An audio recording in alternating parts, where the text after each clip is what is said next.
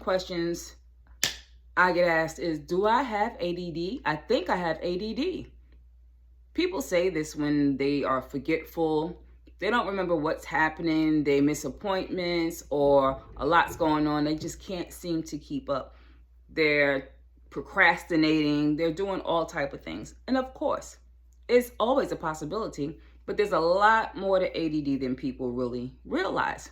Did you know that ADD has subtypes? Got my handy notes here. Now, the 3 subtypes are, you have predominantly hyperactive, impulsive. You have predominantly inattentive presentation, and you have combined presentation. Okay, so when you're combined, of course, you meet both inattentive and hyperactive, impulsive. Then you have the predominantly inattentive, where it meets inattention criteria only. So you can have it, and it's just that you're not able to keep focus and stay engaged. Predominantly hyperactive, impulsive, it meets hyperactivity and impulsive. So we'll go through some of the key diagnostics of it. So you have, for an adult, you had to have the presentation of symptoms for at least 6 months. What are these symptoms? All right. If it's the hyper impulsive, you may often fidget, squirm, you leave your seat, you can't stay seated. That's a lot. You've seen that a lot in children, but there are some adults that can't sit still. Restlessness, you feel like you're on the go. You're driven like a motor. You got to go, go, go. You talk excessively. You blurt out answers before questions are finished. Difficulty waiting for your turn. Interrupts, intrudes, activities and conversations. That's how that looks. Seen it a lot in children. It does happen with adults. The inattentive type. This is where you fail to give close attention to details. You can't pay attention and you make careless mistakes if you would just slow down.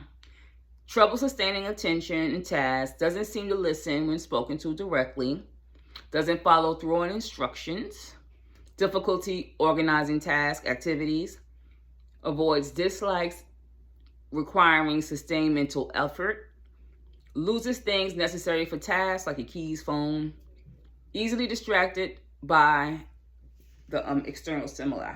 So for me personally, the inattentive one is the one I see the most in people, where they're just not able to give close attention and retain it.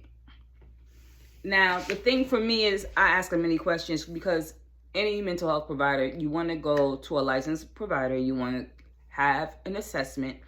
It's just more than you're forgetting things. ADD, ADHD, very common, but there are other things that can present as that. So there are symptoms of depression with the lack of concentration, focus.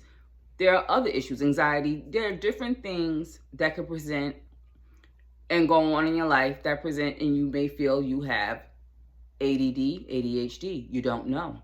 So you must talk to a professional, but it's much more than forgetting things and being late.